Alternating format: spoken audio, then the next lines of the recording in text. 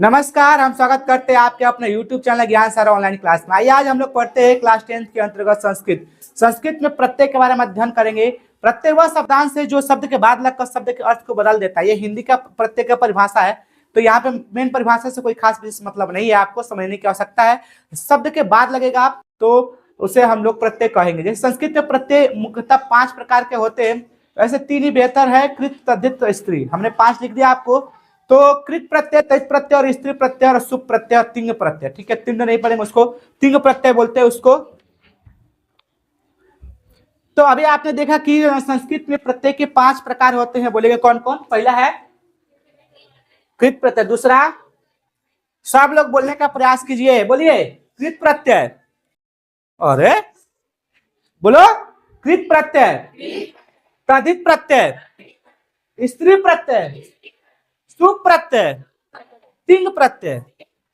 हाँ, चले कृत प्रत्यय किसे कहते हैं? जो वह प्रत्यय जो धातु पदों के साथ लग करके धातु पदों के साथ प्रयोग किया तो उसे कृत प्रत्यय कहते हैं। यानी धातु पद, धातु क्या, पट पठ लिख, ये सब धातु प्रत्यय। धातु पदों को नाम पद बनाने वाले प्रत्ययों को कृत प्रत्यय कहते हैं। याद रखें, कृत प्रत्यय में प्रयोग से बने नए, ये नए लिखा हुआ, तय नहीं लिखा हुआ है, नए नए शब्द को कृदंत प्रत्यय कहते हैं। इससे कोई खास मतलब नहीं है। कृत प्रत्यय हमेशा धातु में प्रयोग किया जाता है, ये याद रखेंगे। ठीक है, ध्यान देने योग्य, क्या ध्यान देने योग्य बात कि कृत प्रत्यय के प्रयोग से बने नए शब्द को कृदंत शब्द कहते हैं। हाँ, चलिए, यथा मतलब होता है संस्कृत में जैसे पठ धन तव्य।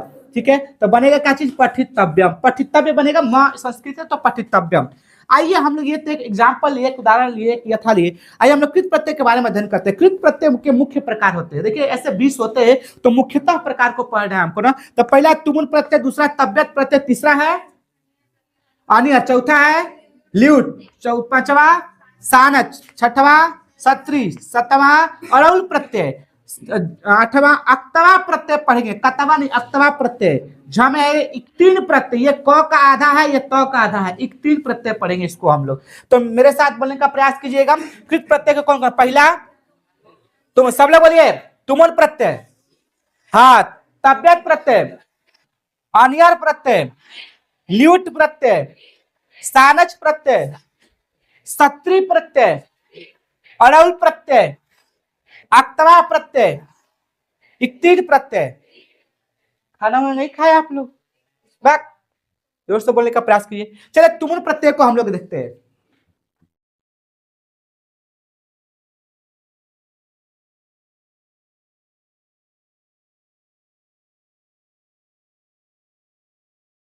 हाँ जी, तो बोलने का प्रयास कीजिएगा। बोलिए तुमुन प्रत्यय है ना, तो तुमुन प्रत्यय में क्या होता है? उ और न अनुबंध होती है, इसका लोप होता है, शेष तुम बच जाता है।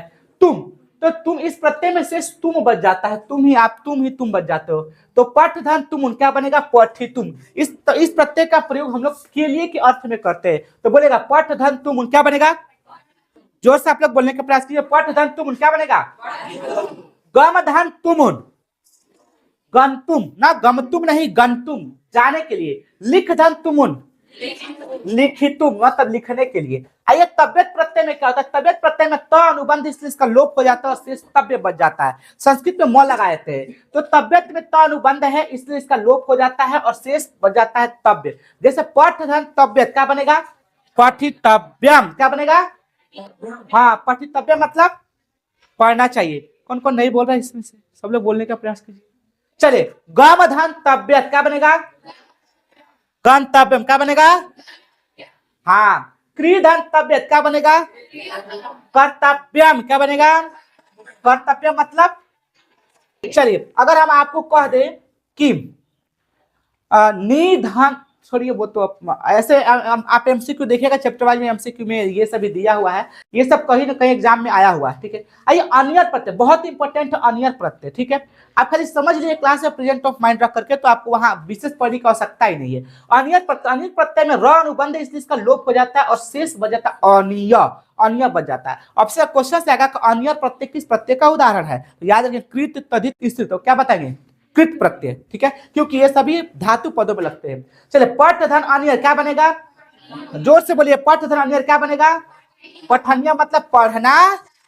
हाँ, सधन अनियर क्या बनेगा? सहनीय मतलब सहना चाहिए। पूज धन अनियर, पूजनियम, पूजनियम, दृश्य धन अनियर, दर्शनियम, ये सभी एग्जाम में आए हुए हैं, बोर्ड के एग्जाम में आए हुए हैं।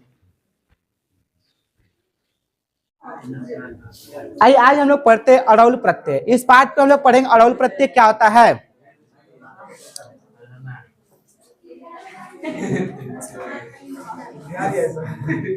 हा?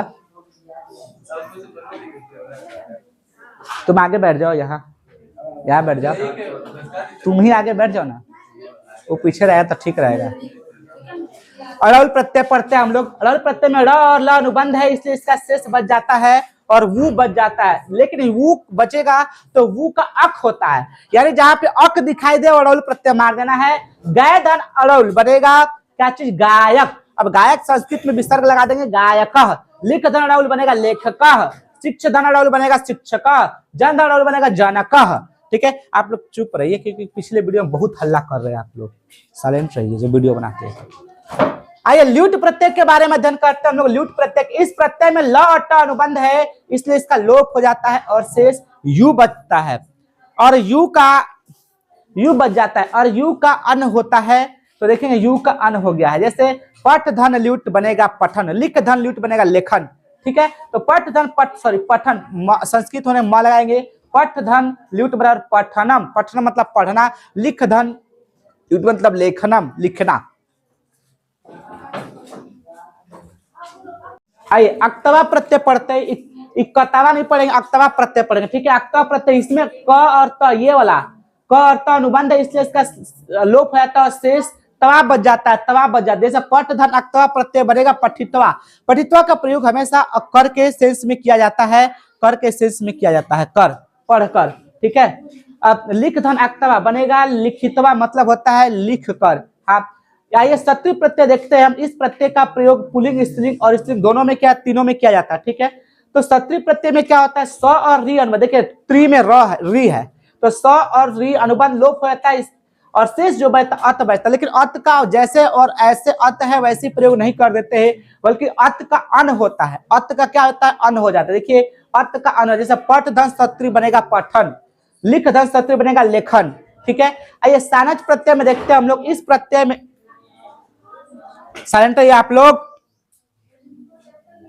सानच प्रत्यय में देखेंगे हम लोग, सानच लिखा, सामच नहीं, सामच प्रत्यय, सानच प्रत्यय। इस प्रत्यय में स और च अनुबंध है, इसलिए इसका लोप होता है और शेष बच जाता है आन। हाँ, तो शेष आन बचता है। तो यहां जैसे वृद्ध धन सानच बनेगा वर्धमान। वर्धमान विसर्ग से कोई खास मतलब संस्कृत कार्य वर्धमान वृत्त। अब देखिए ध्यान से, वर्धमान, अब क्वेश्चन आपके एग्जाम में वर्तमान में कौन सा प्रत्यय, तो सानच प्रत्यय की वर्तमान, आन, वर्तमान। ठीक है, वर्धमान आन सानच प्रत्यय। यहाँ पे सेवमान, सेव धन सानच बनेगा सेवमान, सेवमान। ठीक है, मान्यमान, मान्यमान में कौन सा प्रत्यय होगा, तो सानच प्रत्यय बताएंगे हम लोग। ठीक है, संस्कृत में मान्यमान आएगा तो सानच प्रत्यय होगा।